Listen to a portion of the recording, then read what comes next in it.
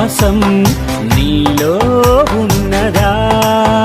కొండ వెళ్ళి సీలో పడమంటే ఓకే అంటది.